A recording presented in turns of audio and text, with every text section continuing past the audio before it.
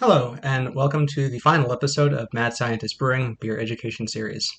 This episode is more speculative, but considers the direction in which craft beer may head in the light of changing demographics over the years. Before looking ahead, it's important to consider where we came from. In the last century, the US went from dealing with the total prohibition of alcohol and a loss of most of the country's breweries, except for the mass market lager producers, to having thousands of small breweries with a wide variety of available options.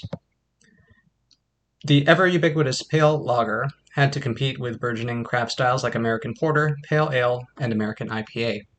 And while the big producers still hold most of the market share, it was clear that consumers had a taste for something more.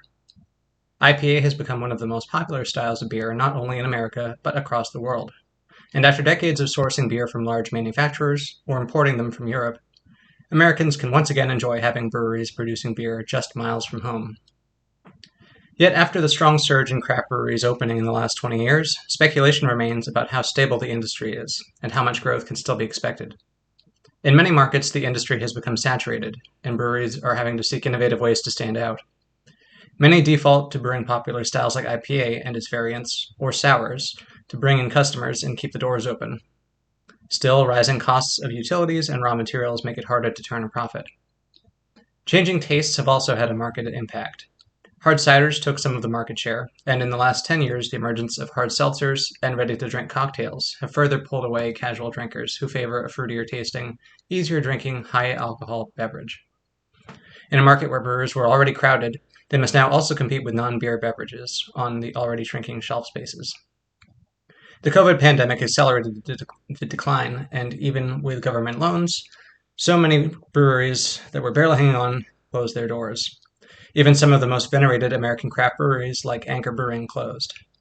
As consumers have become more selective, not only matters of taste, but on what they choose to spend limited income on, it paints a bleak picture for the future of the craft beer industry. But still, I have hope for the future of craft beer. The market is there, and people have discovered that there is more to beer than fizzy yellow alcopop. There is still room for growth in the next generation. Sure, some may prefer seltzers and cocktails, but there's just something about beer that stands out. It is a beverage that has endured for thousands of years, and which continues to see growth through innovative new styles. There may be rocky times ahead, but I know that craft beer will weather the storm, just as it has against prohibition, against pressure from big beer, and from looming competition. If you look back on the pioneers of craft beer in the United States, you'll find something in common: a sense of camaraderie for the craft and a love of the product. If brewers can hold on to these traits, the industry has nothing to worry about. That is it for this episode. I want to thank you for sticking with me for this last year of doing these experimental videos. There may be another video in the future, I don't know. But as far as the weekly videos, I think I'll call this a nice end to this experiment. So until next time, whenever that may be, cheers.